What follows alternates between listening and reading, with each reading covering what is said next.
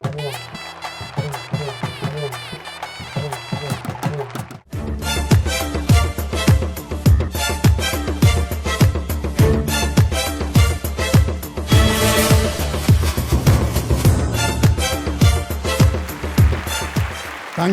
அக்மார்க் நல்லெண்ணெய் வழங்கும் பேச்சு திருவிழா. இப்பொழுது நீங்கள் பார்க்க போவது தமிழுக்கும் தமிழருக்கும் பெருமை சேர்த்த இந்த சென்னை மாநகரத்தில் நான் ரசித்த ஒரு சில இடங்களை காணொளி காட்சி மூலம் நீங்கள் பார்க்க போகிறீர்கள். அன்பிலார் எல்லாம் தமக்குரியர், அன்புடையார் என்பும் உரியர் பிறர்க்கு என்ற அன்பை போதித்து உலகப் பொதுமறை தந்த வள்ளுவன், இறந்தும் உயிர் வாழ்தல் வேண்டின் பறந்து கெடுக உலகை இயற்றியான் என்ற பொது உடைமையை தந்த வள்ளுவனுக்கு கோட்டம் அமைத்து புகழ் சேர்த்த இடம் இந்த வள்ளுவர் கோட்டம். வள்ளுவன் தன்னை உலகினுக்கே தந்து வான்புகழ் கொண்ட தமிழ்நாடு. 1976 வள்ளுவருக்கு கோட்டம் அமைத்து அவர் மணிமுடிக்கு மகுடம் சேர்த்தவர் முத்தமிழறிஞர் டாக்டர் கலைஞர். ஒரு குறுகிய வட்டத்திற்குள் வள்ளுவரை அடைக்காமல் முக்கடலும் சங்கமிக்கும் குமரியில் 133 அடி உயரத்திற்கு வள்ளுவருக்கு சிலை அமைத்தவர் முத்தமிழறிஞர் டாக்டர் கலைஞர். அவர் உருவாக்கிய வள்ளுவர் கோட்டத்தில் 1330 குறட்பாக்கள் கிரானைட் கற்களால் பொறிக்கப்பட்டுள்ளன. ஒரே கல்லில் அமைந்த 10 அடி தேர் இக்கோட்டத்தின் சிறப்பாகும். தமிழ் முறைப்படி கட்டப்பட்ட இல்லத்தில் 7 அடி உயரத்திற்கு வள்ளுவர் கம்பீரமாய் காட்சி தருகிறார். இதோ ஆசியாவிலேயே சிறந்த நூலகம். 8 ஏக்கர் பரப்பளவில் 9 தளங்கள் கொண்ட மிக பிரம்மாண்டமான நூலகம் அண்ணா நூற்றாண்டு நூலகம். இறுதி மூச்சு வரை புத்தகம் படித்தவர், சிலையிலும் மடியில் புத்தகம் வைத்து படித்து கொண்டிருக்கும் அண்ணாவின் நூற்றாண்டில் கட்டப்பட்டு 2010 கலைஞர் அவர்களால் திறக்கப்பட்ட புனித நூலகம் அண்ணா நூற்றாண்டு நூலகம். ஒரு நூலகம் திறக்கப்பட்டால் 10 சிறைச்சாலைகள் அடைக்கப்படும் என்று சொன்னான் ஓர் அறிஞன். இந்த நூலகத்தில் 5 லட்சம் நூல்கள் இடம்பெற்றிருக்கின்றன. 5000 பேர் அமர்ந்து படிக்கும் வசதி உடையது இந்த நூலகம். கணினிமயமாக்கப்பட்ட பார்வையற்ற மாற்றுத்திறனாளிகளுக்கும் குழந்தைகளுக்கும் தனித்தனியாக படிக்கும் வசதி. 16,500 ஓலைச்சுவடிகள் அடங்கிய ஓலைச்சுவடிகளின் அரங்கம். தமிழர்கள் நாட்டுக்கு அளித்த பழம் இலக்கியங்கள் ஓலைச்சுவடிகளாய் இங்கே பொதிந்து கிடக்கின்றன. அண்ணா நூற்றாண்டு நூலகத்திற்கு நம் குழந்தைகளை அழைத்து வருவோம். சினிமாக்களுக்கும் கடற்கரைகளுக்கும் குழந்தைகளை அழைத்துச் செல்வதை விடுத்து நூலகங்களில் நூலை வாசிக்க குழந்தைகளுக்கு பயிற்றுவிப்போம். இதோ அண்ணா நூற்றாண்டு நூலகம் மீண்டும் புதுமை அடையட்டும், தமிழர்கள் வாழட்டும். அருமையாக அண்ணா நூற்றாண்டு நூலகத்தையும் வள்ளுவர் கோட்டத்தையும் பார்த்து ரசித்தீர்கள். ஆசியாவிலே மிகச்சிறந்த நூலகம் சென்னையில் இருக்கிறது. அப்படிப்பட்ட அந்த நூலகத்தை மிக சிறப்பாக நாம் பயன்படுத்தி கொள்ள வேண்டும் இந்த நேரத்தில் கேட்டு, இந்த விவாதத்தில் நாம் எடுத்துக்கொள்ளப் போகின்ற தலைப்பு பணம் வரமா சாபமா, அதுதான் தலைப்பு. காரணம் என்னென்னா, இன்றைக்கி அந்த பணம் இல்லாட்டி நம்ம என்ன பாடுபடுறோம். ஒரு கற்பனை பண்ணலாம், நம்ம பயன்படுத்திக்கிட்டு இருக்கிற எல்லா நோட்டுமே செல்லாது அப்படின்னு நைட்டு 12 மணிக்கு அறிவிச்சிடறாங்கன்னு வச்சுக்கோங்க. என்ன ஆகும்? எல்லா நோட்டுமே செல்லாது. எங்கே போய் எது கொடுத்தாலும் வாங்க முடியாது. என்ன ஆகும்? ஒரு கற்பனை பண்ணி பாருங்கள் என்ன ஆகும்னு. சாப்பாட்டுக்கு முதல்ல போய் நம்ம காசு கொடுப்போம், செல்லாது. அப்போ சாப்பாடை எப்படியாவது குடியா. அதுக்கு நீ ஏதாவது கொடு, நான் உனக்கு சாப்பாடு தர்றேன் அப்படின்ட்டு பழைய பண்டமாற்று முறைக்கு போயிடுவாங்க. உன் புஸ்தகத்தை கொடு, நான் உனக்கு சாப்பாடு தர்றேன். நீ எனக்கு டீ கொடு, நான் உனக்கு பன்னு தர்றேன். நீ எனக்கு சோளம் கொடு, நான் உனக்கு குழம்பு தர்றேன் அப்படின்ட்டு பொருள்களை மாற்றிக்க ஆரம்பிச்சிருவாங்க.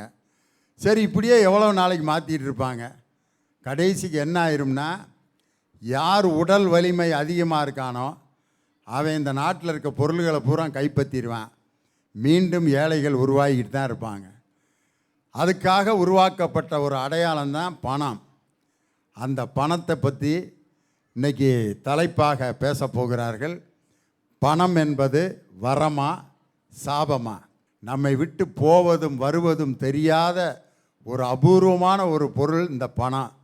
அந்த பணம்தான் இன்னைக்கு உலகத்தினுடைய பல பிரச்சனைகளுக்கும் அதுதான் காரணம். உலகத்தில் பல நல்ல செயல்கள் நடப்பதற்கும் அதுதான் காரணம். இன்னைக்கு எது பணத்தின் மூலம் அதிகமாக நடக்கிறது? வரங்கள் நடக்கின்றதா, சாபங்கள் நடக்கின்றதா? முதலாவதாக பேச வருபவர் உங்கள் பலத்த கரவொலியோடு திவிஷா. ஐயா, 4 பேர் நம்மளை திரும்பி பார்க்கணும்னா ஒன்று நம்ம பைத்தியக்காரனா இருக்கணும், இல்லை பணக்காரனா இருக்கணும். பார்க்குறது மட்டும் இல்லாமல் மதிப்பும் மரியாதையும் தேவைன்னா கண்டிப்பாக பணக்காரனா தாங்க இருக்கணும்.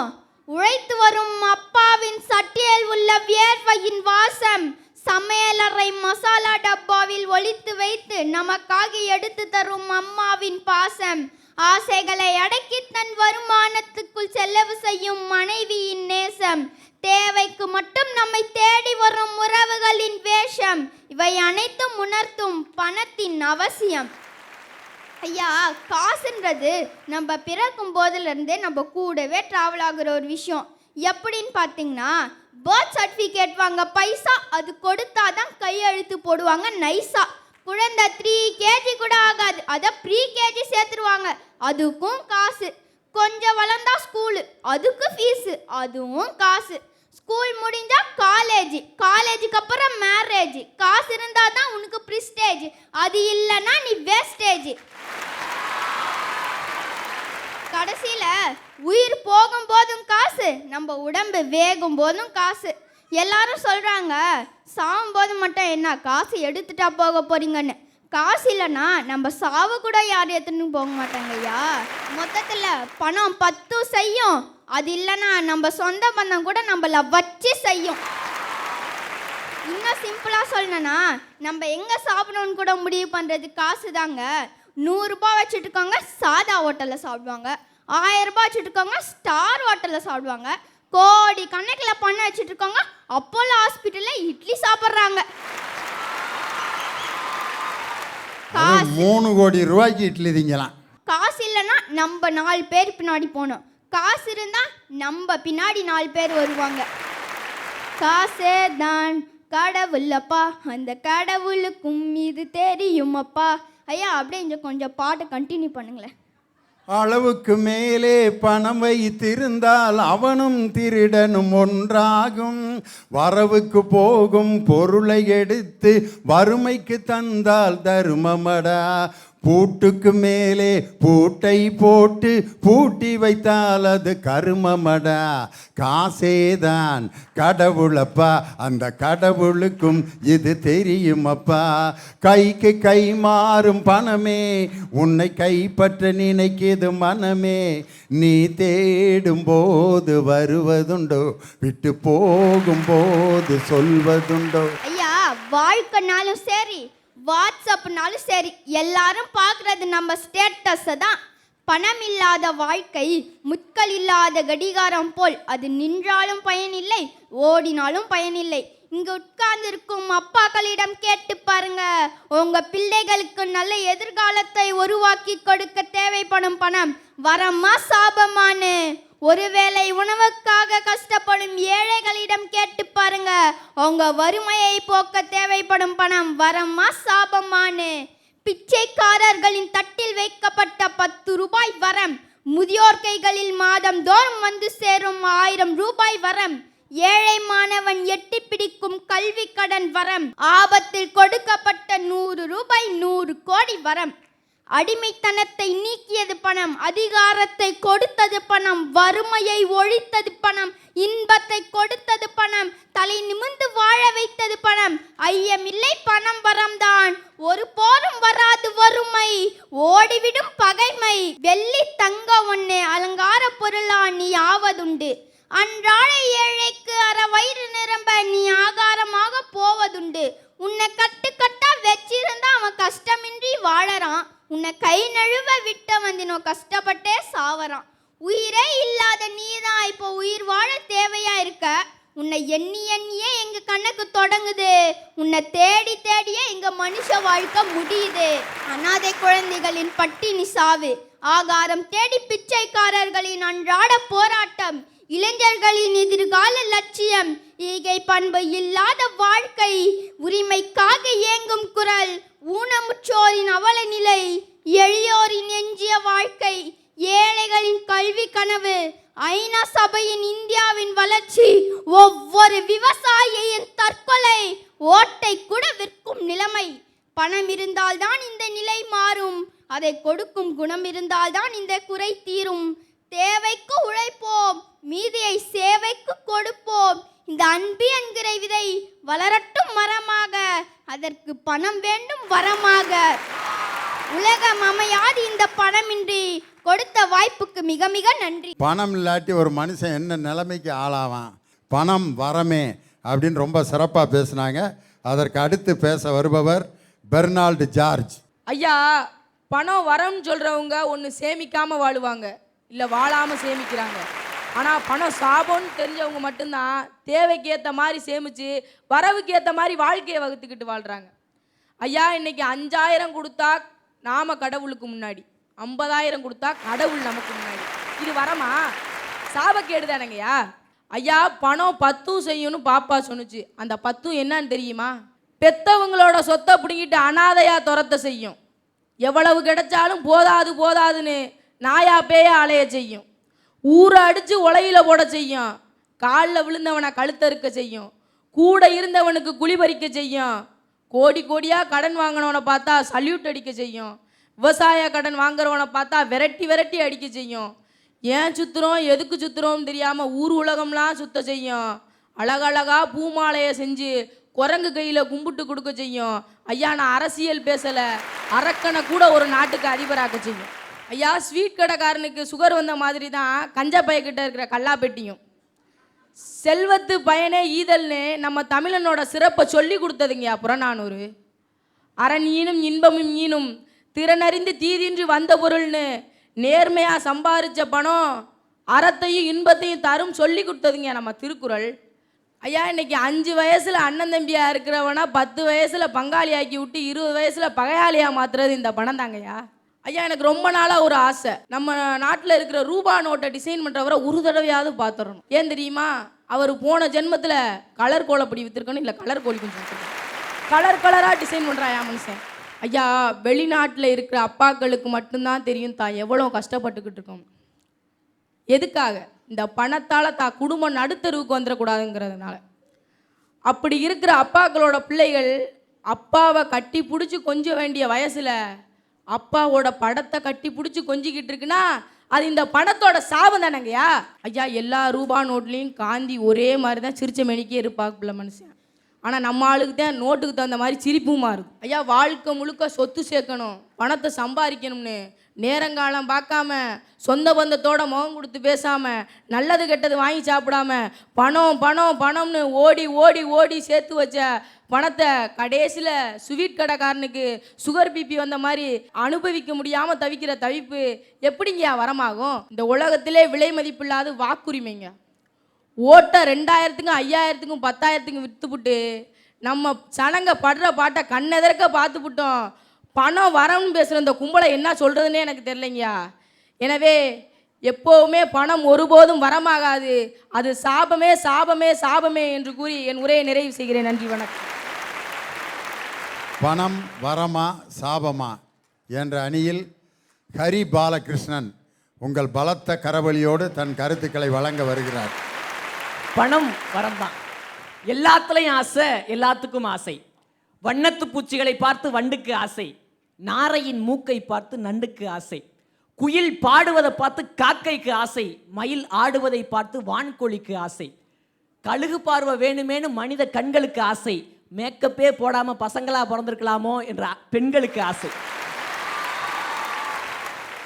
இல்லாதவனுக்கு இருக்கதை பார்த்து ஆசை, இருக்கவனுக்கு இல்லாதது மேல எல்லாம் ஆசை, 30 வயசுக்கு கீழே இருக்கவனுக்கு அழகான பொண்ணு கிடைக்கணும்னு ஆசை, 30 வயசை தாண்டிட்டா பொண்ணு கிடைக்கணுங்கிறதே ஆசை, சொல்ல போனா எல்லாருக்கும் வரன் கிடைக்கணும்னு ஆசை, மனுஷனா பிறந்துட்டாலே வரம் கிடைக்கணும்னு ஆசை. அதனால தான் பரம் எங்களுக்கு வரம்னு சொல்லி பேச வந்திருக்கேன். சார், உரம் இல்லாமல் செடி கிடையாது, மரம் இல்லாமல் மூச்சு கிடையாது, வரம் இல்லாமல் வாழ்க்கையே கிடையாது. எங்களுக்கு பணம் வரம். பெண்கள் நிரம்பி இருக்கக்கூடிய இந்த சபையில நான் சொல்றேன், ஒரு பொண்ணை உலக அழகியா தேர்ந்தெடுக்கணும்னு சொன்னா 24 தகுதி இருக்கு. சீன நாட்டு பொண்ணோட பாதம் இருக்கணும், அர்ஜென்டினா நாட்டு பொண்ணோட கழுத்து இருக்கணும், அமெரிக்க நாட்டு பொண்ணோட சிரிப்பு இருக்கணும், ஜப்பான் நாட்டு பொண்ணோட பற்கள் இருக்கும்னு 24 நாட்டினுடைய தகுதி வேணும். எந்த முட்டாப்பைய சொன்னான்னு தெரியல, இந்திரனை என்ன இதயமே இல்லாத எந்திரனை கூட காதலிக்க வைக்கும் தகுதி என் தமிழ்நாட்டு பொண்ணுங்களுக்கு இருக்குன்னு சொன்னா, சார், என் தமிழ்நாட்டில் இளைஞன் வேலைக்கு போற பொண்ணா பார்த்து கல்யாணம் பண்ணு தான் நினைக்கிறான். ஏன் தெரியுங்களா? குணத்தோட இருக்க பொண்ணை கல்யாணம் பண்ணி நாம கூடவே வச்சுக்கிறத விட பணத்தோட இருக்க பொண்ணை கல்யாணம் பண்ணி நாம கூட போய் இருந்துக்கலாமேன்னு நினைக்கிறதுனால தான். சொர்க்கத்தில் வந்து நிச்சயிக்கப்படுறது சுயமரம்னு சொல்லுவாங்க. சுயமரம் கூட சொந்த ஊர்ல பணவரம் இருந்தாதான் சார் ஒன்னாகுதுன்னு சொன்னா அதற்கு காரணம் பணம். அந்த பணம் தான் எங்களுக்கு வரம். நீங்க இதய துடிப்பு வந்து பார்த்துருப்பீங்க. பணத்துக்கு டப்புன்னு ஒரு பேர் இருக்கு. இதய துடிப்பு வச்சே ஒருத்தன் சிங்கிளா கம்மிட்டடான்னு கண்டுபிடிச்சிடலாம். இதய துடிப்பு ஒருவனுக்கு லப்பு டப்புன்னு துடிச்சா அவன் சிங்கிள், டப்பு டப்புன்னு துடிச்சா அவன் கமிட்டட். சார், நிறைய பேருக்கு இருக்க கேள்வி தெரியுமா? கடவுள் பெரியாளா பணம் பெருசா அப்படின்னு சொல்லிட்டு கேட்டிருப்பாங்க. ஒரு கவிஞன் அழகா சொன்னா, பணத்தை கொடுத்து கடவுள் பார்க்க போறோம், கடவுளுக்கும் பணத்தை கொடுக்குறோம், மறுபடியும் கடவுள்கிட்டே பணத்தை கேட்குறோம். என்ன சார் வாழ்க்கை இதுன்னு கேட்டா, பணம் தான் வரமாக இருக்கிறது எங்கேயுமே. அதனாலதான் அழகா ஒருத்தர் சொன்னா, 100 ரூபாயை பூக்கடைக்காரன்ட்ட கொடுத்தா அவன் கொடுக்குற மாலை நம்ம மூலமா சாமிக்கு போகும். அதே 100 ரூபாயை பூசாரிட்ட கொடுத்தா சாமிகிட்ட இருக்க மாலை உன்னையே தேடி வரும்டான்னு சொன்னா பணம் தான் எங்கேயும் வரமாக இருக்கிறது. பழச்சாறுல இருந்து வர்ற பிராந்தி போதையை தரும், தானியங்கள்ல இருந்து வர விஸ்கி போதையை தரும், கரும்புச்சாறுல இருந்து வர ரம்மு போதையை தரும், உருளைக்கிழங்கிலிருந்து வர ஓட்கா போதையை தரும், முந்திரியிலிருந்து வர பெண்ணி போதையை தரும், வார்கோதுமையிலிருந்து வர பீர் போதையை தரும். உண்மையான உழைப்பிலிருந்து வருகிற பணம் ஒருபோதும் போதையை தராது என்று சொன்னால் அந்த பணம் தான் நமக்கு வரமாக இருக்கிறது. அதனால தான் நம்முடைய நடிகர் குமரிமுத்து அழகா சொன்னார், இன்பத்தில் சிரிக்கிறவன் அதிர்ஷ்டசாலி, துன்பத்தில் சிரிக்கிறவன் ஞானி, கண்டவுடன் சிரிக்கிறவன் காரியவாதி, கற்பனையில் சிரிக்கிறவன் கவிஞன், நிலை உணர்ந்து சிரிக்கிறவன் நிதானம் உள்ளவன், நிலை உணராது சிரிக்கிறவன் நிதானமற்றவன், தெரிந்து சிரிக்கிறவன் நடிகன், தெரியாமல் சிரிக்கிறவன் ஏமாளி, உட்கார்ந்து சிரிக்கிறவன் சோம்பேறி, ஓடவிட்டு சிரிக்கிறவன் வஞ்சகன், ஓயாமல் சிரிக்கிறவன் பைத்தியக்காரன், உழைப்பில் பணம் சம்பாதித்து சிரிக்கிறவன் தான் உண்மையான மனிதன் சொன்னார்னு சொன்னா எங்களுடைய உழைப்பில் வரக்கூடிய பணம் எங்களுக்கு வரம் தான் சார். சார், இன்னைக்கு எதுவும் தெரியுமா? நாங்கள் பணம் வரம்னு சொல்லிட்டு இருக்கோம். நம்ம சின்ன பிள்ளையில வந்து ஒரு பாட்டு படிச்சிருப்போம். நான் வந்து யூகேஜி எல்கேஜி படிக்கும்போது என்னுடைய கேர்ள் பெஸ்டி கூட ஒரு விளையாட்டு விளையாடுவேன். ஒரு பாட்டு, என்ன பாட்டு தெரியுங்களா? இன்னைக்கு கூட பல பேருக்கு தெரிஞ்சிருக்கும். மழை வருது நெல்லுங்க, முக்காப்படி அரிசி கோட்டு முறுக்கு சுடுங்க, ஏறு ஓட்டுற மாமனுக்கு முறுக்கு கொடுங்க, சும்மா வர மாமனுக்கு சூடு வைங்கன்னு. என்ன தெரியுங்களா? இந்த உலகத்தில் இந்த நாட்டில் உழவு செய்து வேலை செய்து பணம் கொண்டாடுறவனுக்கு முறுக்கையும் சும்மா இருக்கவனுக்கெல்லாம் சூடை வைங்கன்னு குழந்தைங்களுக்கே சொல்லி கொடுத்து வளர்க்கிற பண்பாடு நம்முடைய பண்பாடுன்னு இருக்கிற பட்சத்தில் எங்களுக்கு நாங்கள் சம்பாதிக்கிற பணம் வரதா சார். பொங்கலுக்கு மறுநாள் தமிழர்கள் மாட்டு பொங்கலாக தாங்க கொண்டாடுவாங்க. ஆனால் மேற்கு தொடர்ச்சி மலை இருக்கக்கூடிய தேனி மாவட்டத்தில் மட்டும், நம்ம கவிப்பேரரசு ஐயாவை தந்த தேனி மாவட்டத்தில் மட்டும் பொங்கலுக்கு மறுநாள் ஒரு வெள்ளைக்காரருடைய பிறந்த நாளாக கொண்டாடுவாங்க. ஏன் தெரியுமா?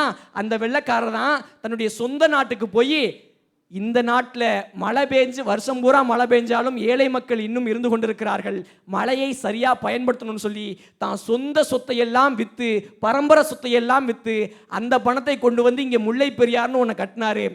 வைரமுத்து ஐயாவுடைய வரிகளில் சொல்லணும்னு சொன்னால், தமிழை குடித்த கடலோடு நான் தழுவேன் என்று சபதமிட்டு அமிழ்தம் பரப்புகின்ற வைகை நதியை இன்று 5 மாவட்டத்திற்கு கொடுத்து கொண்டிருக்கிற முல்லை பெரியாரை தந்த பென்னி குயிக் என்ற மனிதனுடைய வரலாறு சொல்லுகிறது. பாட்டாளி மக்களுடைய கண்ணீரை துடைக்கிற பணம் எல்லோருக்கும் வரம்னு சொன்னா அந்த பணம் தான் சார் எங்களுக்கு வரும். இன்னைக்கு நம்முடைய தமிழ் மொழியை நயாகரா நீர்வீழ்ச்சியில நல்வரவுன்னு ஒரு பலகையில போட்டு வச்சிருக்காங்க. ஏன்னு போய் கேட்கும்போது உலகத்தில் ஆயிரக்கணக்கான மொழிகள் இருக்கு, தமிழ் மொழியை மட்டும் எதுக்காக நீங்க இப்படி போட்டு வச்சிருக்கீங்கன்னு கேட்கும்போது அவன் சொல்றான், உலகத்திலேயே பெரிய நீர்வீழ்ச்சிக்கு உலகத்திலேயே பழைய மொழியை வரவேற்க வேண்டும் என்று நினைத்தோம், அதனால் எங்களுடைய தமிழ் மொழியை வைத்தோம்னு சொன்னான். அப்படிப்பட்ட தமிழ் மொழியை ஹார்வர்ட் பல்கலைக்கழகத்தில் இருக்கக்கூடிய 7 இருக்கைகளில் வைக்கணும்னா 40 கோடி ரூபாய் செலவாகும்னு சொன்னாங்க. எங்கூர் பக்கம்லாம் மொய் விருந்து ஃபேமஸ் சார். மொய் விருந்து வச்சு கல்யாணத்துக்கு மொய் விருந்து வைப்பாங்க, காது குத்துக்கு மொய் விருந்து வைப்பாங்க, போர் போடணும்னா மொய் விருந்து வைப்பாங்க, வீடு கட்டணும்னா மொய் விருந்து வைப்பாங்க. இப்படி ஒவ்வொரு விஷயத்துக்கும் மொய் விருந்து செய்த இளைஞர்கள் ஹார்வர்ட் தமிழ் பல்கலைக்கழகத்தில் எங்களுடைய தமிழை சேர்க்க வேண்டும்னு மொய் விருந்து நடத்தி அந்த பணத்தின் மூலமா நீங்கள் சாபம் என்று சொல்லக்கூடிய அந்த பணத்தின் மூலமாக என் தமிழை உலக மக்களுக்கு காட்டுறான்னு சொன்னா அந்த பணம் எங்களுக்கு வரந்தா சார். பணம் என்பது எல்லாருடைய வாழ்க்கையில இருக்கு, அது சாபமா வரமான்றது நம்ம தான் வச்சுக்கணும். வெளிநாடு போறதை பத்தி பாப்பா அழகா சொன்னாங்க. ஒரு கவிதை இருக்கிறது, தமிழகத்திலிருந்து வெளிநாடு செல்லக்கூடிய சரக்கு விமானங்களை விட பயணிகளின் விமானத்துக்கு எடை அதிகம். ஏன் தெரியுங்களா? சரக்கு விமானங்கள் வெறும் பொருட்களை மட்டும்தான் சுமந்து செல்கிறது, ஆனால் பயணிகள் விமானங்கள் மட்டும்தான் அக்கா கல்யாணத்துக்கு கடனை அடைக்கணும், தங்கச்சிக்கு கல்யாணம் நடத்தணும், சொந்தமாக வீடு கட்டணும்னு ஏகப்பட்ட கனவுகளையும் சுமந்து செல்கிறதுன்னு சொன்னா ஒரு கவிஞன். அப்படி நடக்குதுன்னு சொன்னா தனக்கு பிறந்த குழந்தையை கூட வாட்ஸ்அப்பிலும் ஃபேஸ்புக்லையும் இருக்கக்கூடிய வீடியோ கால் மூலமாக பார்த்து ஒரு இளைஞன் வெளிநாடுகளில் சென்று போராடுறான்னு சொன்னா ஏன் தெரியுமா சார்?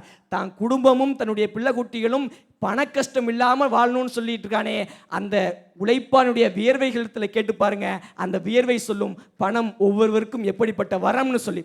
அதாவது தமிழில் ஒரு கவிதை சொல்லுவாங்க, பசுவின் பால் முழுதும் கன்றிற்கு இல்லை, நரும் பூவின் மணமனைத்தும் சோலைக்கு இல்லை, நெல்லாடும் கதிரனைத்தும் வயலுக்கு இல்லை, நிரம்பி வழியும் நீரனைத்தும் குளத்திற்கு இல்லை, பழமாக கனிந்து பழமனைத்தும் மரத்திற்கு இல்லை, பன்னெடுப்பும் இசையனைத்தும் யாழுக்கு இல்லை.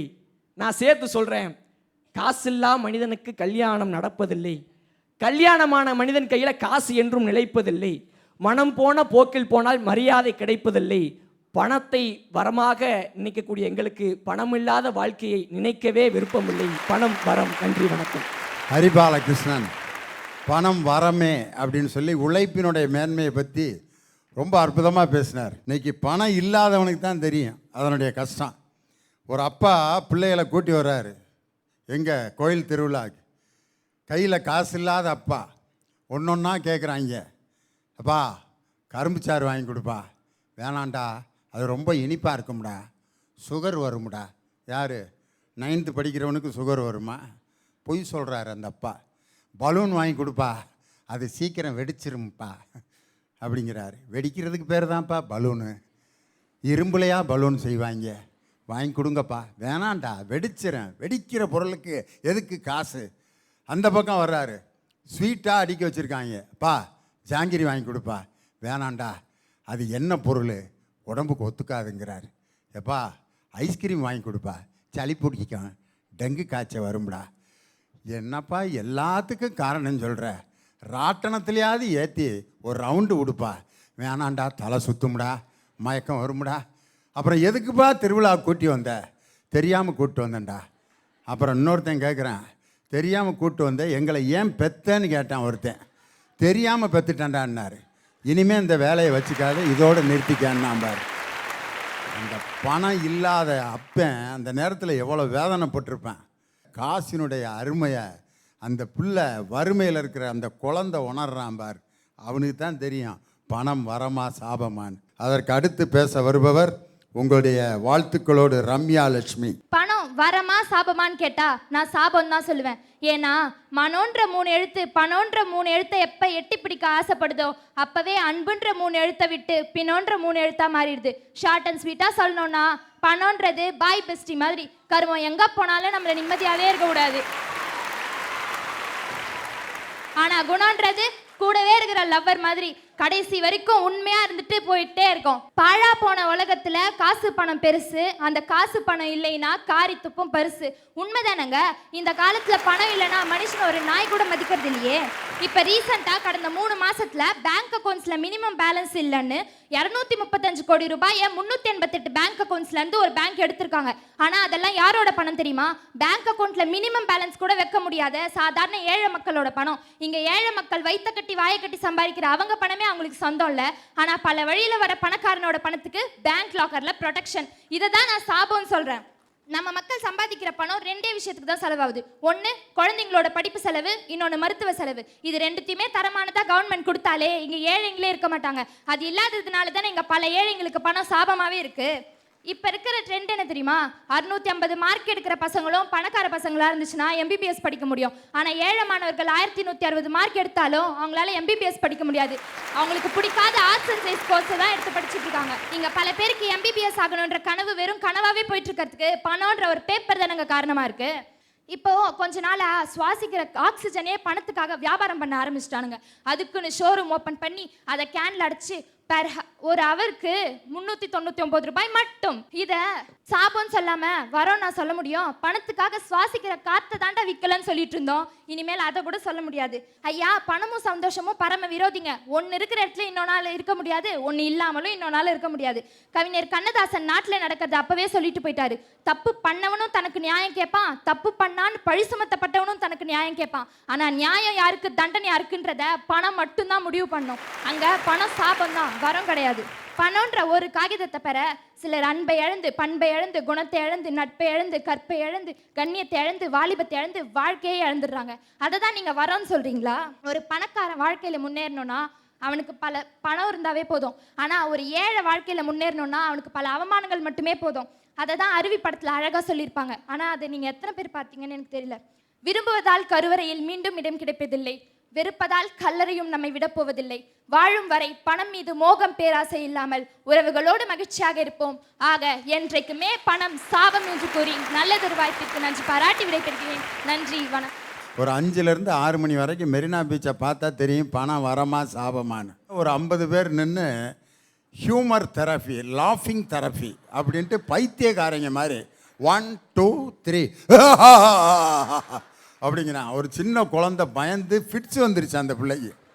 சிரிப்புனா இப்போ நீங்கள் கொஞ்ச நேரத்துக்கு முன்னாடி சிரிச்சிங்கல்ல, அந்த சிரிப்பு தான் உடலுக்கு தேவையான சிரிப்பை ஒழிய அங்கே பணக்காரங்கள்லாம் கூப்பிட்டு 1 2 3 லாஃப் அப்படின்ட்டு அது 15 வகையான லாஃப்.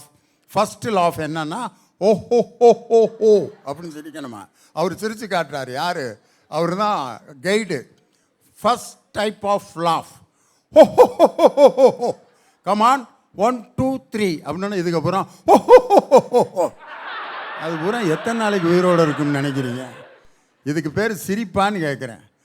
எங்கேயோ காசை பூரா சேர்த்து நல்லா தின்னுட்டு கொழுப்பை உடம்பு பூரா சேர்த்துட்டு அதை கரைக்க முடியாமல் நடக்கிற நடைகளை பார்க்கணுமே, பாவமாக இருக்கு. அதனால தான் சொன்னான் கொழுப்பு பணம் இது ரெண்டுக்கு என்ன வித்தியாசம். கொழுப்பு சேர்க்கறது ஈஸி, கரைக்கிறது கஷ்டம். ஆனால் பணம் சேர்க்கறது கஷ்டம், கரைக்கிறது ஈஸி. அந்த பணக்காரர்கள் பூரா கொழுப்பை சேகரிச்சுக்கிட்டு அங்கே படுற பாடு இருக்கே, ஐயோ ஐயோ. எதை சாப்பிட்ணுங்கிறத அவர் தீர்மானிக்க முடியாது. வேற ஒரு டாக்டர் லிஸ்ட்டை போட்டு இதை தவிர வேற எது தின்னாலும் அடுத்த நாள் முடிஞ்சு கதை அப்படின்னா அதை வாங்கி கையில் வச்சுக்கிட்டு கோடி கோடியாக பணம் வச்சுருக்க கோடீஸ்வரன் அந்த லிஸ்ட்டை பார்த்துட்டு பெருமூச்சு விட்டுக்கிட்டு இருக்காரு. இந்த பணத்துக்கு பேர் வரமா சாபந்தான் அப்படின்னு சொன்னாங்க. அதற்கு அடுத்து பேச வருபவர் பிரீத்தி. பணம் என்பது எப்போதும் வரும். ஐயா, லவ் மேரேஜுக்கும் அரேஞ்ச் மேரேஜுக்கும் என்னங்க வித்தியாசம்? 10 பேர் சேர்ந்து தள்ளி விட்டால் அது அரேஞ்சு மேரேஜ், நம்மளாக போய் விழுந்தோம்னா அது லவ் மேரேஜ். அவ்வளோதான் எனக்கு தெரிஞ்சு. கட்டின புருஷனை டேய் அப்படின்னு கூப்பிட்டா அது லவ் மேரேஜ், யோ அப்படின்னு கூப்பிட்டா அது அரேஞ்ச் மேரேஜ். அவ்வளோதான் வித்தியாசம், வேறு ஒன்றும் இல்லைங்க. அது மாதிரி பக்கத்து வீட்டுக்காரன் ஆடி காரில் போகிறான்னு பார்த்து பார்த்து பார்த்து பொறாமப்படுறவங்களுக்கெல்லாம் பணம் சாபம். சைக்கிள் டயரை பஞ்சர் போட 10 ரூபா என்கிட்ட இருக்குடா சாமின்னு சந்தோஷப்படுறான் பார்த்தீங்களா, அவனுக்கு பணம் வரங்க. ஐயா, காலேஜில் ஸ்டூடெண்ட்ஸ் 2 ரகம் தான். ஒருத்தன் செம்மையாக படிப்பான், இன்னொருத்தன் செமஸ்டருக்கு மட்டும்தான் படிப்பான். நாங்கள்லாம் 2வது ரகம். வருஷம் முழுக்க படிச்சு ஃபர்ஸ்ட் மார்க் வாங்குறது பெரிய விஷயம் இல்லைங்க. ஒரு நைட்டு படிச்சு பாஸ் மார்க் வாங்குறது தான் பெரிய விஷயம். ஐயா, பணங்கிறது 1 ரூபாயாக இருந்தாலும், 1 லட்சமாக இருந்தாலும், 1 கோடியாக இருந்தாலும் அது வரம் தான். எப்படி சொல்றேன் தெரியுங்களா? ஏந்தின கையில எவனாவது காசு போட்டு போனானா பிச்சைக்காரனுக்கு அந்த காசு வரும். ஒரு தொழிலதிபருக்கு 1000 கோடி ரூபாய் லாபம் கிடைச்சதுன்னா அவருக்கு அந்த பணம் வரும். என்னதான் வெளிநாட்டுல லட்சமா சம்பாதிச்சாலும் பாக்கெட்டுக்குள்ள இருக்க பர்ஸ்ல பாட்டி கொடுத்த 10 ரூபாயை மடிச்சு வச்சிருப்பான் பாத்தீங்களா, அவனுக்கு அந்த பணம் வரும். இன்னைக்கு என்னங்க ஆன்லைன் ஷாப்பிங்கு 5 வயசுல 2 ரூபாயை தூக்கிட்டு மூச்சு வாங்க ஓடி போய் முட்டாய் வாங்கி தின்னுருப்போமே, அந்த வயசுல அந்த 2 ரூபா தான் நமக்கெல்லாம் வரும். ஐயா, வயசுக்கு வந்த பொண்ணுக்கு 1000 பேர் சீர்சனத்தை செஞ்சாலும் தாய் மாமன் கையால கொடுக்குற 101 ரூபா மொய் பணம் வரும். 10,000 ரூபா சம்பாதிக்கிற புருஷன் 10 ரூபாய்க்கு தான் பூ வாங்கி கொடுக்குறான் அப்படின்னாலும் பொண்டாட்டிக்கு அந்த 10 ரூபா தான் வரும். இவ்வளவு எங்க நம்ம வீட்டிலேயே கூட நடக்குமே. துவைக்க போட்ட பேண்ட் பாக்கெட் எடுத்து தொலைவி பார்க்கும்போது என்னைக்கோ ஒரு நாள் மடிச்சு வச்சு ஒரு 100 ரூபா உள்ள இருந்துச்சுன்னா அந்த நிமிஷத்துல அந்த பணம் வரங்க. காலேஜ் லைஃப் தாங்க ஒரு மனுஷனோட வாழ்க்கையில கலர்ஃபுல் லைஃப். கட்ட முடியாம போன எக்ஸாம் ஃபீஸை என் ஃப்ரெண்டு எனக்காக கட்டுறா அப்படின்னா நட்புக்குள்ள அந்த காசு வரும். 50 பேர் படிக்கிற கிளாஸ்ல ஒரு பிள்ளைக்கு பர்த்டே, 49 பேர் ஆளுக்கு 10 ரூபா போட்டு ஒரு கேக் வாங்கி வெட்டோமே, அழகான நினைவுல அந்த காசு வரும். அப்பா ஐவிக்கு டூர் போகணும்ப்பா, காசு கொடுங்க அப்படிங்கும்போது அதெல்லாம் கொடுக்க முடியாது போன்னு சொல்லி கராரா சொன்ன அப்பா பஸ்ஸு படிக்கட்டில் கால் வைக்கும்போது நம்ம கேட்டதை விட ஒரு 100 ரூபா எடுத்து கையில் அதிகமாக கொடுப்பாரு. அப்பா பொண்ணு பாசத்துக்குள்ள அந்த பணம் வரங்க. இப்படி வாழ்க்கையோட எல்லா கட்டத்தையும் ஏதோ ஒரு பணம் சுவாரஸ்யமாக மாற்றுதே, அந்த பணத்தை தான் நாங்கள் வரேன்னு சொல்லுவோம். கருவாடு கூடையில் இருக்கும்போது வாசனை நல்லா இருக்காதுங்க, அதை குழம்பு வச்சு சாப்பிட்டு பாருங்க, அப்போதான் ருசி அல்லோ. எங்கள் பணமும் அப்படித்தான். அந்த 3 பேருக்கும் பணங்கிறது டிக்கெட் எடுக்கும்போது உருண்டு ஓடுற 1 ரூபா மாதிரி. ஆனால் எங்களுக்கு எப்படி தெரியுங்களா, ஆனந்தம் படத்தில் அப்பா ஸ்னேகா கொடுத்த 1 ரூபா மாதிரி அவ்வளவு ஒர்த்து. உலகத்தின் முதல் ஆண் பெண் என்று சொல்லப்படுகிற ஆதாமும் ஏவாளும் எந்த நாட்டை சேர்ந்தவங்க நான் கண்டுபிடிச்சிருக்கேன். நல்லா யோசிச்சு பாருங்க. ஒதுங்கிறதுக்கு ஒரு கூரை இல்லை, உடுத்துறதுக்கு சரியான உடை இல்லை, 2 பேரோட பசிக்கும் சாப்பிடுறதுக்கு ஒரே ஒரு ஆப்பிள் தான் இருந்துச்சு. இருந்தாலும் தான் இருந்த இடத்தை சொர்க்கம் என்று நம்பினார்களே. அதனால தான் சொல்றேன் ஆதாமும் ஏவாளும் இந்தியர்கள்னு. ஐயா, சின்ன சின்ன விஷயத்துல சந்தோஷத்தை கத்துக்கங்க. பெரிய பெரிய எதிர்பார்ப்புகளை எல்லாம் மனசுல விதைச்சுக்கிட்டு அதுல ஏமாறும் போது உங்களுக்கு பணம் சாபமா தெரியுது. எங்களை மாதிரி யதார்த்தத்தை புரிஞ்சுக்கிட்டு வாழ்ந்து பாருங்க, பணம் எப்போதும் வரும். ஐயா, நாங்களாம் யாரு தெரியுங்களா, ஸ்கூலு விட்டு வீட்டுக்கு வந்தோடனே போனை எடுத்து கேம் விளையாடுற 2K கிட்ஸ் இல்லைங்க. வீட்டுக்கே போகாம தெருவில் கேம் விளையாட்டு போன 90s கிட்ஸு. 90s கிட்ஸ் நல்லதை மட்டும்தான் பேசுவோம். ஐயா, பணத்தை சாபம் என்று சொல்வதற்கு அவர்களிடத்திலே 1000 காரணம் இருக்கு. ஆனால் அந்த பணத்தை வரம் என்று சொல்வதற்கு ஆழமான ஒரு காரணம் எங்கிட்ட இருக்கு. நான் எங்கேருந்து வரேன் தெரியுங்களா, கஜா புயல் தன்னுடைய கோர முகத்தை காட்டி சென்ற நாகப்பட்டினத்துலேருந்து நான் வரேன். எங்கள் ஊரோட ஸ்பெஷாலிட்டி என்ன தெரியுங்களா, கனமழை வரும் அப்படின்னு சொல்லுவாங்க, அன்றைக்கி தான் சூரியன் சுல்லுன்னு சுட்டுக்கிட்டே இருக்கு. அது மாதிரி புயல் வருதுன்னு சொல்லும்போது வந்தால் என்ன பண்ணிட போகிறது அப்படின்னு ஒரு அலட்சியம் அந்த நாளும் வந்துச்சு. சொந்த வீட்டுக்குள்ளே எல்லாரும் பதுங்கி இருக்கோம். விழுறது வீடு விழுந்துருமா இல்லை வீட்டு மேலே வேற ஏதாவது விழுதான்னு கூட எங்களால் கணிக்க முடியல. பயத்தோட உயிரை கையில் பிடித்து கொண்டு அந்த ஒரு இரவை நாங்கள் கடந்து வந்தோம். விடிஞ்சு வந்து பார்த்தா சிலருக்கு வீட்டை சுற்றி இருந்த மரத்தை காணும், சில பேருக்கு வீட்டையே காணும். வயலில் இருந்த நெல்லையெல்லாம் காற்று அறுவடை பண்ணி இருந்துச்சு. கரையில் இருந்த படகையெல்லாம் கஜா புயல் களவாடிட்டு போயிருந்துச்சு. இன்னும் சொல்லப்போனா ஊருக்கே சோறு போட்ட டெல்டா விவசாயி அடுத்த வேலை சோத்துக்கு என்ன பண்றதுன்னு தெரியாம ரோட்டில் நின்னாங்க. மனுஷன் கும்பிட்ட கடவுள் இறங்கி வரல, மனுஷன் பூஜை பண்ண சிலை இறங்கி வரல, மனிதநேயத்தோட நீங்க வந்தீங்க. அடுத்த வாழ்க்கைக்கான அடுத்த அடியை எப்படி தொடங்குறதுன்னு முழிச்சுக்கிட்டு இருந்த எங்களுக்கு எங்கெங்க இருந்தோ நிவாரணம் கொடுத்து எங்களுக்கு ஒரு நம்பிக்கையை கொடுத்தீங்களே. நீங்க கொடுத்தது 1 ரூபாயா இருந்தாலும் அந்த நேரத்தில் அந்த பணம் எங்களுக்கு மிகப்பெரிய வரம். அதனாலதான் சொல்றேன், பணம் என்பது வரம். ஒவ்வொரு நாட்டுக்கும் ஒரு பெருமை உண்டு. தந்தை பெரியார் அழகாக சொல்வாரு, ஆயுதமும் காகிதமும் பூஜைக்கல்ல புரட்சிக்கு. அதனால்தான் பிச்சைக்காரரே இல்லாத தேசம் சோவியத் ரஷ்யானா. மாற்றங்களை உருவாக்கக்கூடிய மந்திர வலிமை அந்த பணத்துக்குள்ள இருக்குங்க. வெறும் 12வதோட ஏழையா இருக்கேங்கிற ஒரே காரணத்துக்காக ஃபேன்சி ஸ்டோருக்கும் பேக்கரிக்கும் மெக்கானிக் ஷாப்புக்கும் வேலைக்கு போன பிள்ளைங்க இருந்த ஊருங்க இது. இன்னைக்கு அந்த மாதிரி வாழ்ந்த மக்களோட வாழ்க்கையில வரமா வந்தது எது தெரியுமா, முத்தமிழறிஞர் டாக்டர் கலைஞர் அவர்கள் ஆட்சியில தமிழகம் முழுவதும் அதிக அளவில் திறக்கப்பட்ட அரசு கல்லூரிகளும் அரசு விடுதிகளும் தான் எங்களுடைய வருங்காலத்தை காப்பாற்றி கொடுத்துச்சுன்னா அதுக்கு அந்த நலத்திட்டமும் அதுக்காக கொடுக்கப்பட்ட நிதியும் வரம்னு நாங்கள் கொண்டாடுறதுல என்னங்க தப்பு இருக்கு. ஒரு ஹோட்டலில் ஒரு சிக்கன் ஃப்ரைட் ரைஸ் 70 ரூபானா அந்த ஹோட்டலுக்கு எவன் போனாலும் அதுக்கு 70 ரூபா. என்னடா அந்த பிள்ளை மைக்க பிடிச்சலேருந்து பணம் பணம்னு பேசுதே, ஒருவேளை ராஜ பரம்பரையாக இருக்குமோ இல்லை பரம்பரை பணக்காரியாக இருக்குமோலாம் நினைக்காதீங்க. உண்மையாகவே சொல்கிறேன், நீங்கள்லாம் வந்து படிக்கணுங்கிறதுக்காக ஹாஸ்டல் சேர்ந்துருப்பீங்க. ஆனால் நான் 3 வேளை சாப்பிடணும் அப்படிங்கிறதுக்காகவே என்னை கொண்டு எங்கள் அம்மா ஹாஸ்டலில் சேர்த்தாங்க. வெறும் பச்சை தண்ணியில் புளியை கரைச்சி அதில் 2 பச்சை மிளகாய் வெட்டி போட்டு இதுதான் குழம்புன்னு சொல்லி எங்கள் அம்மா சொன்ன பொய்யை நம்பிக்கிட்டு சாப்பிட்டு தூங்கின காலம்லாம் இருந்துச்சுங்க. அப்படி இருந்த வாழ்க்கையை இன்னைக்கு ஆச்சரியப்படுற அளவுக்கு நிமிர்த்தி வைத்தது எது தெரியுங்களா? தனி மனுஷியாக இருந்தாலும் எங்கள் அம்மா கிட்ட இருந்த கடின உழைப்பு, அந்த உழைப்பின் மூலம் கிடைத்த சம்பளங்க. எங்கள் அம்மா மட்டும் இல்லை, உங்கள் அம்மா அப்பாவும் அப்படிதான். எனக்கு கிடைக்காத எல்லா வசதியும் பிள்ளைக்கு கிடைக்கணும், நான் பட்ட கஷ்டத்தோட நிழல் கூட என் புள்ள மேல விழக்கூடாதுன்னு ஓடி ஓடி உழைக்கிற பெற்றோர்களுக்கு தெரியும் பணம் என்பது வரம்னு. அப்படி உங்களுக்காக ஓடி ஓடி உழைச்சு ஓடா செய்கிற பெற்றவங்களை உங்க சம்பாத்தியத்தில் உட்கார வச்சு ஒருவேளை சோறு போடுங்க, உங்களுக்கும் தெரியும் பணம்ங்கிறது வரம். அப்படி பணம் காகிதம் தான், நான் இல்லைன்னு சொல்லலை. ஆனால் அந்த காகிதத்தை குப்பையில் போட நம்மில் ஒருவர் கூட தயாராக இருப்பதில்லை. பணம் நிம்மதி தராது என்று எந்த ஏழையும் சொன்னதில்லை. நிம்மதி தராத அந்த பணத்தை இழக்க எந்த பணக்காரனும் முன்வருவதில்லை. உப்பு இருந்தால்தான் உணவு ரசிக்கும், டப்பு இருந்தாதாங்க வாழ்க்கை இருக்கும். அதனால தான் சொல்கிறேன் பணம் வரம்னு. சிலருக்கு தீர்ப்பு போச்சேன்னு வருத்தமாக இருக்குது, எங்களுக்கெல்லாம் தீர்ப்போட போச்சே அப்படின்னு சொல்லி ஆறுதலாக இருக்குது. தீர்ப்பு வருவதற்கு முன்பாக பதட்ட நிலையில் இருந்த தேசம் தீர்ப்புக்கு பின் அமைதியாக இருந்துச்சு அப்படின்னா அதுக்கு ஒரே ஒரு காரணம் என்ன தெரியுங்களா? இளைஞர்கள். அப்படிப்பட்ட இளைய சமுதாயம் இங்கே நிறைந்து இருக்கிறது. இந்த இடத்தில் பணம் என்பது வரம்தான் என்கிற நியாயமான தீர்ப்பை தான் நீங்கள் கொடுப்பீர்கள் என்ற நம்பிக்கையோடு இடம் அமர்கிறேன். நன்றி. ரொம்ப அற்புதமாக பிரீத்தி பேசினாங்க. அவங்களுக்கு என்னுடைய மனமார்ந்த வாழ்த்துக்கள், பாராட்டு. உங்களுடைய பலத்த கரவொலியோடு குமரவேல். ஐயா, அந்த காலத்தில் குழந்தை குவா குவான்னு கத்துச்சு, இந்த காலத்தில் ரூவா ரூவான்னு கத்துது. அந்த காலத்தில் குழந்தை சிக்கு புக்கு ரயிலும் வந்து இன்னைக்கு செக்கு புக்குன்னு விளையாண்டுட்டு இருக்கு. ஒரு பாடலில் பண மதிப்பீடு நடவடிக்கையை பற்றி அழகாக சொல்லியிருக்காங்க. நேத்து ராத்திரி எம்மா தூக்கம் போச்சுடி அம்மா, ஆவோ ஆவோ அனார்களி அக்கம் பக்கம் பச்சை கிளி, அம்மாடி ஐயோடி எம்மாடி வாடி நேத்து ராத்திரி. இந்த பாடலில் வந்து பண மதிப்பிழப்பு நடவடிக்கை வந்து சொல்லியிருக்கிறாங்க ஐயா. இந்த பாட்டிலையா? ஆமாம் ஐயா. இது எந்த காலத்தில் வந்த பாட்டு? இதுக்கும் பணம் இழப்பு நடவடிக்கைக்கும் என்னய்யா? அதாவது தமிழ்நாட்டினுடைய கவிஞர்கள் அன்னைக்கே சிந்தித்து எழுதக்கூடியவர்கள். அதாவது நேற்று ராத்திரி நைட்டோட நைட்டாக நம்மளுக்கு அனௌன்ஸ் பண்ணுறாங்க 500 ரூபாலாம் செல்லாதுன்ட்டு.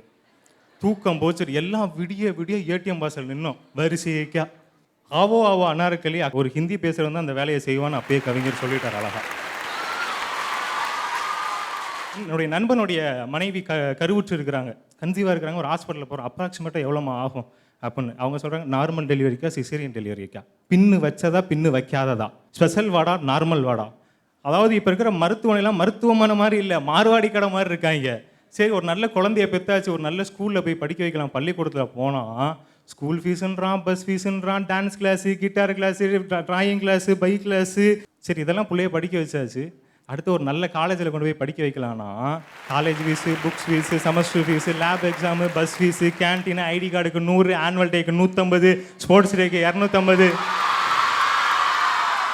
கான்வெகேஷனுக்கு நெட்டாயிரம், டொனேஷன் 15,000. இதெல்லாம் முடிச்சுட்டு சொல்லுவாங்க பாருங்க, நோடியூக்கு 500 ரூபா கட்டலன்னு வச்சுக்க, எக்ஸாம் போக முடியாது. ஐயா, குழந்தைங்களுக்குலாம் தாலாட்டுன்னா அழகாக பாடி சொல்லி தூங்க வச்சாங்க. ஆனால் இந்த காலத்தில் எப்படி தெரியுமா? எங்கள் அக்கா பையன் twinkle twinkle little star Avvai one the what you வான்னு சொல்லி அந்த பாட்டை பாடி தூங்குறான். அந்த காலத்தில் தாலாட்டு எப்படி பண்ணாங்க தெரியுமா? வெள்ளை மனம் கொண்ட பிள்ளை ஒன்று வேடிக்கை காட்டுது தூக்கம் இன்றி, முல்லை சரமே செல்ல கிழியே கண்மூடி தூங்கம்மா, கண்மூடி தூங்கம்மா, ஆராரோ ஆரீரோ ஆரீரோ ஆரீரோ, காற்றடிக்குது மழையும் கொட்டுது ஓலை குடிசையிலே, இங்கு கட்டிலும் இல்லை மெத்தையும் இல்லை, உனக்கோ தூக்கமில்லை, காசும் இல்லை படிப்பும் இல்லை, அன்புக்கு பஞ்சம் இல்லை, உன்னை காலன் இங்கு அனுப்பி வைத்த கணக்கும் புரியவில்லை. ஐயா இப்பேற்பட்ட பாடல்கள் எல்லாம் மறைத்தது பணம், இப்பேற்பட்ட பாடல்களை அளித்த பணத்தை சாபம் என்றே கூறி விடைபெறுகிறேன். நன்றி, வணக்கம். பணம் இல்லாட்டி வாழ்க்கையில் எதுவுமே நமக்கு நடக்காது. உதாரணத்துக்கு ஒரு பழைய கவிஞர் எழுதினார், குமரி பெண்ணின் உள்ளத்திலே குடியிருக்க நான் வர வேண்டும், குடியிருக்க நான் வருவதென்றால் வாடகை என்ன தர வேண்டும். என்ன வாடகை வீடா? அந்த பிள்ளை வந்து ஒரு 1,00,000 அட்வான்ஸு, மாதம் ஒரு 2,000 ரூபா வாடகை கொடுங்க அப்படின்னு சொன்னால் அதுக்கு பேர் காதலா இல்லை. இன்னைக்கு கூட ஒரு பாட்டு வந்துச்சு, கண்டாங்கி கண்டாங்கி கட்டி வந்த பொண்ணு, கண்ணாலே கிறுக்கேத்த கஞ்சா வச்ச கண்ணு, உன் கண்ணுக்கு 5 லட்சம் தாரேண்டி. கண்ணுக்கு 5 lakhs. ஒரு பெரிய விலையுயர்ந்த காரில் ஒருத்தர் வந்து இறங்கினார்னா அவரை எல்லாரும் போய் வணக்கம் போட்டு வாங்க வாங்க வாங்க அப்படின்னு உட்கார வைக்கிறாங்க. அவருக்கு சகல மரியாதையும் கொடுக்குறாங்க. என்ன காரணம்னா அவர் வந்து இறங்கிய கார், அவர் வைத்திருக்கக்கூடிய பணத்துக்கு தான் இன்றைக்கி மரியாதை இருக்குது. பணத்தின் பின்னால் ஓடுகின்ற சமுதாயம். ஆனால் அந்த பணம் இன்றைக்கி ஒரு மனிதனை என்ன பாடுபடுத்துது அப்படிங்கிறதுக்கு ஒரு நவீன சித்தரை போல் ஒரு பாடல் எழுதியிருப்பார். தங்கத்தை பூட்டி வைத்தாய், வைரத்தை பூட்டி வைத்தாய், உயிரை பூட்டையது பூட்டு, குழந்தை ஞானி இந்த இருவரை தவிர இங்கு சுகமாய் இருப்பவர் யார் காட்டு, ஜீவன் இருக்கு மட்டும் வாழ்க்கை நமக்கு மட்டும், இதுதான் ஞான சித்தர் பாட்டு. இந்த பூமி சமம் நமக்கு, நம் தெருவுக்குள் மத சண்டை ஜாதி சண்டை வம்பேதுக்கு, கிக்கு ஏறுதே உள்ளுக்குள்ளே ஞானம் ஊறுதே, உண்மையெல்லாம் சொல்ல தோணுதே, வெறும் கம்மங்களி தின்னவனும் மண்ணுக்குள்ள, அட தங்க பஸ்பம் தின்னவனும் மண்ணுக்குள்ள, இந்த வாழ்க்கை வாழத்தான் நாம் பிறக்கையில் கையில் என்ன கொண்டு வந்தோம் கொண்டு செல்ல, கையில் என்ன கொண்டு வந்தோம் கொண்டு செல்ல. பிறக்கும் போதே செலவோடு பிறந்தவன் மனிதன். ஆனால் கையில் எந்த மனிதனும் காசை கொண்டு வருவதில்லை. அதே மாதிரி எந்த மனிதனும் போகும் பொழுது ஒரு வெள்ளை துணியை தவிர வேறு ஏதாவது அவனுக்கு நகைகளை அணிவித்து அடக்கம் செய்தார்களான்னு இதுவரைக்கும் நான் கேள்விப்பட்டதில்லை. இந்த 5 விரல்களில் எது பலவீனமான விரல்? கவிஞரே சொல்லியிருக்கார், இது கட்டை விரல், இது ஆள்காட்டி விரல், இது பாம்பு விரல், இது மோதிர விரல், இது சுண்டு விரல். ஒவ்வொரு விரலுக்கும் நிறைய பயன் இருக்குது. இதில் பலவீனமான விரல் எதுன்னா மோதிர விரல் தான். அந்த விரலை வைத்து நம்ம எதுவும் செய்ய முடியாது. அதனால தான் அந்த விரலுக்கு அணிகலன்களை நாம் அணிவிக்கிறோம். பலமுள்ளதுக்கு அணிகலன்கள் தேவையில்லை. தங்க நகைகள் நிறைய போட்டிருக்கக்கூடிய பெண்கள் அழகானவர்கள் அல்ல. ஒரு சிறிய பாசியில் கூட ஒரு பெண் அழகாக தோற்றமளிக்க முடியும். தங்கத்தை வைத்து ஒரு பெண்ணின் அழகு தீர்மானிக்கப்படுவதில்லை. அதனால தான் பணத்தை தேடி தேடி தேடி தேடி சம்பாதித்து அந்த பணத்தை அனுபவிக்க முடியாமல் இறந்து போகிறார். பணம் வரம் யாருக்கு என்றால் நல்ல குணம் படைத்தவர்களுக்கு பணம் வரம். மிக மோசமான பண்புள்ளவர்களுக்கு பணம் சாபம். இருப்பவர்களின் கையில்தான் பணம் வரமா சாபமா என்று முடிவு செய்யப்படும். வள்ளலின் கையில் இருந்தால் பணம் வரம், கஞ்சனின் கையில் இருந்தால் அது சாபம். இருப்பவனின் கையை பார்த்து பணம் வரமா சாபமா என்று முடிவு செய்யப்படும். எனவே பணமில்லாமல் நாம் வாழ முடியாது. பணம் வரம்தான்.